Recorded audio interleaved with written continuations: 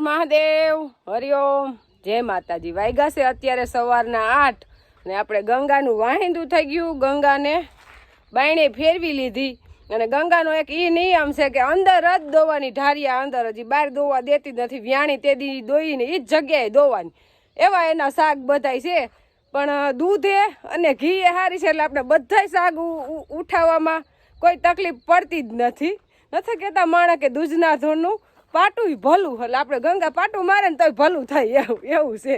અને આપણે દેવાનસિંહ પપ્પાને આજ મેન કામ છે ધોરિયો કરવાનું।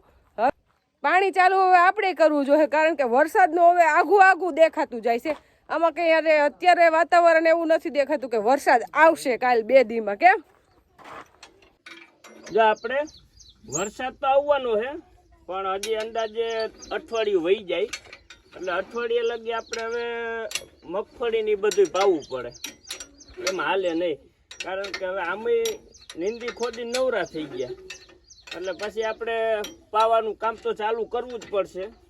કારણ કે બધાય પાય એટલે આપણે નથી પાવું, પણ આપણે જરૂરિયાત ઊભી થઈ છે એટલે પાવું। બધાય તો કે દિવસનું પાવાનું ચાલુ કરી દીધું હે નહીં? હા, પણ હવે ધીમે ધીમે મગફળી ને કપાસ ને બધું પાવું જ જોઈએ એટલે આપણે ધોરિયો નાખી દઈ। પછી મહેશભાઈને જઈએ ચાલુ કરવું હોય ને ત્યાં પાણી ચાલુ કરી શકે ને કોઈ વસ્તુ બરબારી કઈ થઈ ન જાય, ધોરિયો ને બધું તૈયાર હોય ને તો ઉપાધિ નહીં। 2 મોટર અત્યારે તો દારની સીધી ચાલે। હા, અત્યારે હાલે। એકમાં કૂવાની ચાલુ કરી દે ને એકમાં દારની કરી દે એટલે પી જાય 2-3 દિવસમાં બધું થાય। તા પી જાય અને કદાચ મોડું થાય તો વાંધો નહીં, પણ અત્યારે ગરમી જો લે ચક્કર આવી જાય ને એવી ગરમી છે। પવન નથી, વાતાવરણ આમ એકદમ પેક થઈ ગયું છે, પણ વરસાદ આવે એવું ક્યાંય દેખાતું નથી। એકદમ ખુલ્લું આકાશ દેખાય છે નહીં? ખુલ્લું મીંડું થવા કાયમી થી કાયમી। આજ તડકાના દર્શન થયા છે। કાયમી થી કાયમી છે ને ખુલ્લું થતું જાય છે અને હવામાન ખાતું એમ કહે છે કે ધીમે ધીમે વાતાવરણ એકદમ ખુલ્લું થઈ જાય અને કઈ એક ધારો વરસાદ વરસે ઈ જ સારું નથી। એને સમયે સમયે તડકો જોઈ, ખુલ્લું વાતાવરણ જોઈ, વરસાદ જોઈ, એટલે જે અત્યારે વરાપ દીધી અઠવાડિયા 10 દીની એ હકીકત જરૂર હતી એટલે જ દીધી હે। કુદરતી સમજતા હોય કે જો પોરની ગોઈને અતિવૃષ્ટિ જેવું કરે ને તો કેટલાય મરશું ને કપાસ ભરી જાય। પોર ભરી ગયા હતા એ હજી યાદ નથી, પાણી પાવું જરૂરી છે એટલે એને કરતા વરાપ દીધી હે ને મને તો વધારે યોગ્ય લાગે। પાણી ભલે ને એકાદું પાવું પડે, પાઈ દેવાનું। મહેનત પડે પણ તડકાની ખાસ જરૂર છે। પછી પાછો કદાચ અઠવાડિયા 10 દિન એલી કરે ને તો એ ઉપાધિ નો રહી। એટલે આપણે જો ફારવા ફિટ થઈ ગયા છે। હવે આપણે આવી ગયા શાકભાજીમાં, એટલે શાકભાજીમાં હજી ગુવાર તો નથી ઉતરતો પણ આપણે ભીંડો ચાલુ થઈ ગયો છે અને ઘીસોડામાં ફૂલ આવ્યા છે દૂધીમાં, એટલે હવે એ બધું ઉતરવા મળશે પણ થોડાક દિવસ પછી।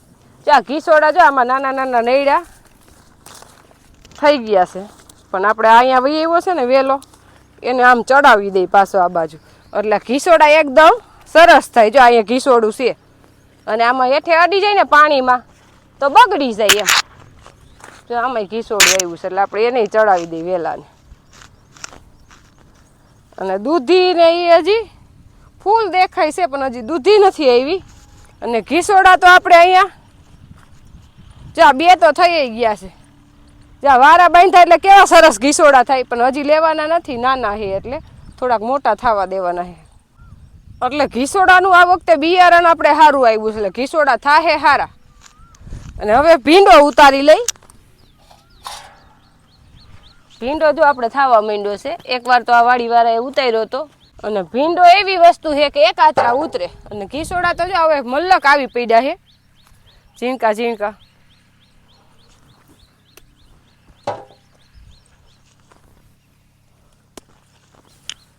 અને ભીંડો હવે થોડાક દિવસની વાર છે, પછી તો એટલો થાય કે અહીંયા વાડીએ ખાહે ને અમે ખાવું તોય ખૂટશે નહીં। આપણે હાઈટમ આઈટમ કરવા આવશે ને ત્યાં બધું શાક ઉતરવા મળશે અને આ ઘરના શાક જેવી મજા નહીં।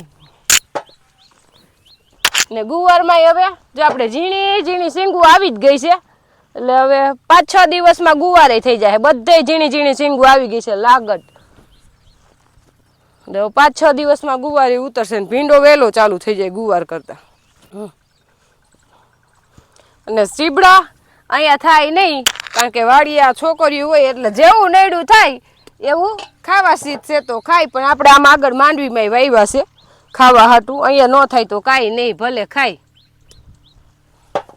સીબડું તો નકર પાંદે પાંદે આવી પડે.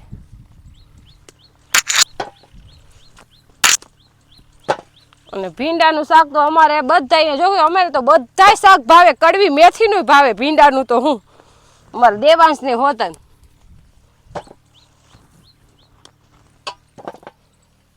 ભીંડો આપણે એક શાકનો ઉતરી ગયો છે, પણ જો અહીંયા વાડીએ જોતો હશે ને તો આપણે ભીંડો ઘરે લઈ જવાનો નથી. આપણે તો ત્યાં વેચવા આવતા હોય ત્યાંથી લઈ, કારણ કે એ લોકો અહીં કામ કરતા હોય ને અહીંયા શાકભાજી હોય તો એને ઉપાદી નહીં. એટલે આપણે પૂછશું, જોતો હોય તો રાખશે, નકર લઈ જાવ. નકર ભીંડો તો ટાઈમે ઉતારવો જ પડે, નકર ગઈઢો થઈ જાય. ભીંડો એકાત્રા ઉતારવો જ પડે.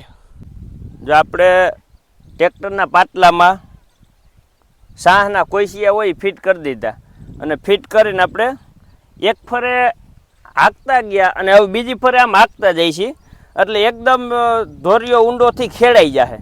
અને પછી આપણે ફરીથી એકદમ ઝડપથી અત્યારે પહેલા ગેરમાં હાંકી અને પછી અહીંયા આડો કોથરો રાખીને આમ ઝડપથી ઉથલ મારી આવશું ને એટલે એકદમ બધી ધૂળ બાળીને નીકળી જાય. એટલે પરબારો જ આપણો પાણી મુકાય, ધોરિયો કમ્પ્લીટ થઈ જાય. પરબાર પાણી પાવું હોય તો પરબારું પાણી હાલતું થઈ જાય.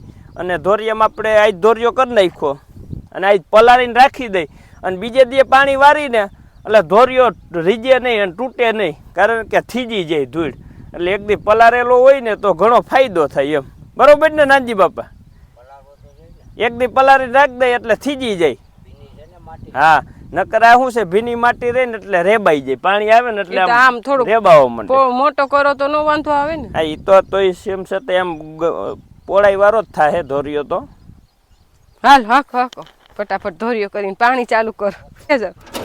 લાઈટે તો શું કરી દીધું છે કે દિવસ બારી જ આવે છે એમ.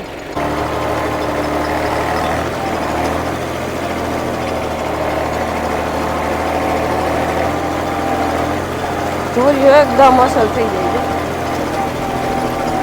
અહીંયા જમીન તોડાઈ ગઈ હોય એટલે ઊભું જ પડે નહીં. જમીન કઠણ થઈ ગઈ, ટ્રેક્ટર હાલી પણ તેમ છતાંય સારું છે. પેલા તો માણસ કોદારી હોય ખોદી ધોરિયા કરતા, એના કરતા સારું છે.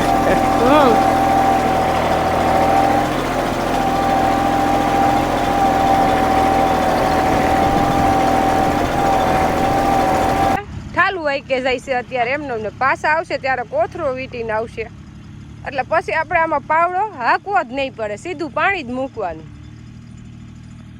અને કપા અત્યારે તો નથી લંઘાતો, પણ બપોર વસે નથી લંઘાતો, એકદમ સરસ કૂણો છે. પણ તોય પાણી આપી દે તો 2 દી પછી આપું તો બધાને પછી એકાયરે પાણી ન પહોંચાય. ને મગફળી પાતા તો વાર લાગે, કપાસમાં વાર ન લાગે.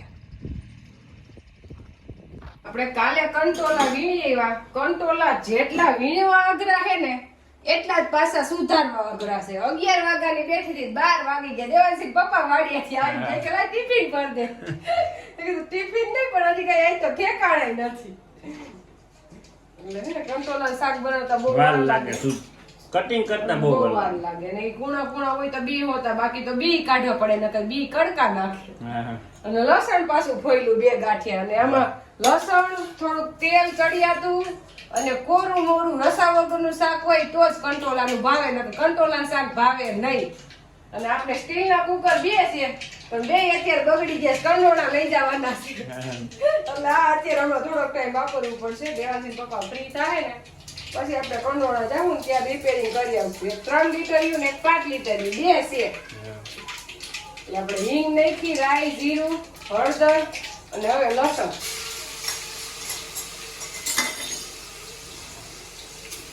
કંટોળાનું શાક ખાવામાં આવે મજા નહીં. હા, કઈ ઘટે નહીં, ઓર્ગેનિક હોય ને. હા, સ્વાદ જ સારો આવે. એટલે કેટલા બધા સુધાર્યા છે, કેટલા કંટોલા સુધાર્યા. જોઈને એવું લાગતું હતું કે વરસાદ આવશે નહીં હમણાં એમ અઠવાડિયું, પણ ત્યાં તો કુદરત પાસે કોઈનું હાલે નહીં. ત્યાં આજ આપણે રેડો આવી ગયો એટલે વરસાદ આવી જાય એમ 2-3 દીમાં. હવે લાંબુ નહીં ખેંચાવે એવું વાતાવરણ કહે છે કે આજ રેડો આવ્યો ને એટલે હવે આપણે આશા જાગી કે પાણી લગભગ નહીં પાવું પડે, એટલે આપણે પાણી ચાલુ કર્યું જ નહીં, ધોર્યો જ કર્યો. દેવાનસિંહ પપ્પાને વિશ્વાસ આવી ગયો કે વરસાદ થઈ જાય.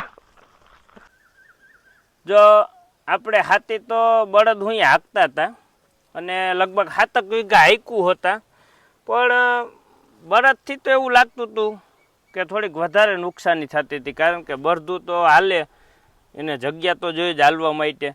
એટલે આપણે કેવું નક્કી કર્યું કે આ ખૂણાનું જે 7 વીઘાની મગફળી છે આપણા ભાગમાં, એમાં આપણે ટ્રેક્ટર હું હાંકી નાખી. અને ટ્રેક્ટર તો 18ની જારી છે, એટલે 8ના વ્હીલ હોય, 8 થી 9 ઇંચના, એટલે વૈસો વૈસ હાલ્યા છે, એટલે કઈ હુયાને કે નુકસાન નથી કરતા. ક્યાંક સોગા દબાય તો એ ઉપલું સોગું દબાય, એ કઈ દબાય તો નડે નહીં. બળદ જેટલી નુકસાન નથી આવતી, બળદ તો આખા સોડવા માથે પગ દઈ દઈને હાલે છે, આમાં જગ્યા જ નથી. પાછે એમ એવું છે કે બળદ આપણા ઘરના ખુદના હોય ને તો એ આપણા પહેલેથી પાળેલા હોય અને એકદમ સચોટ હાલતા હોય, કઈ ઘટે ને એવા હાસવેલા હોય. અને અત્યારે બધા જે બળદું રાખે છે ને એ ટાઈમ પર કે ઉનાળામાં લઈએ અને ચોમાહાનું હાથે હાકીને પાછો શિયાળો આવે ને ત્યાં વેચી નાખે, એટલે એ બળદું કઈ હાલી શકે નહીં બિચારા. કોઈને હાચવા જ નથી મેઈન પ્રશ્ન. આ તો જોડે એટલે બિચારાને હાલવું પડે. પછી એમ ગોથા મારતા મારતા હાલતા એમાં કઈ વરે નહીં, એટલે કીધું આપણે એવા બળદું અહીંયા હાથી નથી હકવું અને એક ફર હાંકવું છે. ઠેક 50ના ભાગમાં થોડીક વધારે આપણે ભેગી થઈ ગઈ, પણ કઈ એટલું બધું વાંધો નથી. એક ફરે હાથી આપણે હોહરવું કાઢી દઈ એટલે એક ફર હાંક્યું ને બીજી ફર હાંકશું તો માંડવી આપણી પૂરું પાકી જાય. હવે આમાં હાથી હાલે એટલે ઈ તો કહું, એક ફર હાંક્યું ને બીજી ફર એટલે 2 ફેરામાં આપણી માંડવી પાકી જાય. અને હવે નીંદવાનું એક જ ફેરે છે કે ખડ નથી, પણ તોય આપણે આટો માર લેવો, બાની જ વાટ છે. બા આવે એટલે આપણે સીધું આમાં નીંદવા જ વરગવાનું છે. અને માંડવી તો આપણી એકદમ મરચી વાળું છે ને, એટલે કઈ ઘટે નહીં ને એવી લાગી ગઈ છે. કેવી માંડવી? અને માંડવીમાં કઈ ઘટે ને એવી છે ને. પ્રશ્ન આપણે થયો કે 1:30 વાગે વરસાદ આવી ગયો, અને વરસાદ એવો આવ્યો કે હાથી છૂટી ગયા. પછી બળદનું હોય તો ભલે અને ટ્રેક્ટરનું હોય તો ભલે, ગારો થઈ ગયો હે, એટલે હાથી આપણે બંધ રહ્યું. નકર બપોર પછી આ ભાગ એટલો પૂરો થઈ જાય હાથીમાં, એટલે કઈ વાંધો ન આવત ને હાલીને હાઈન થતા નવરા થઈ જાત. પણ આપણે હાથી રહી ગયું એટલું. વરસાદ આવ્યો કે ટ્રેક્ટરના હાથી છૂટી જાય ને એવો વરસાદ આવી ગયો છે. આમાં જોરદાર પાણી નથી થયું હજી, મોલે થયું પાણી, પણ હાથી ના આવો ને આવો બીજો રેડો આવી જાય ને તો પાણ થઈ જાય ખરું. હવે આવી જ જાય. હા, એટલો આવી ગયો અને એટલો બીજો આવી જાય ને એટલે પાણ થઈ જાય. પાછા 4-5 દી વહી જાય. 4-5 દી તો પાછી આગાહી આવી જાય એટલે પાછો વરસાદ થઈ જાય. પ્રશ્ન તો 4-5 દિનો છે, એટલે લગભગ આપણે પાણી પાવું જ નહીં પડે, ત્યાં આવી જ જાય વરસાદ. એ રેડે એમાં પાણ થઈ જાય, કઈ નક્કી ન હોય. હા, તો એવું જ જોઈએ. જો હજી એમાં માંડવીમાં પાણી ભર્યા છે આ વરસાદના, જો એટલે જ ન હાલે ને. સવારમાં પાણી ઉડી જાય તો આમ મગફળી ઊભી થાય ને, આ અત્યારે પાણી હિસાબે આમ નમી જાય પછી, એટલે થોડુંક હાથી હાલે નહીં. મગફળીમાં આમ થોડીક મોસમમાં જ મહેનત, બાકી અત્યારે નવરા. આ મરચી કપા ને ઈ તો ઠેક લગન ઠકવે, દવા ને ખાતર. અને આમાં ઈ કઈ ન ઉપાધિ, મોસમમાં થોડોક પ્રશ્ન રે, કામ વધી જાય એમ.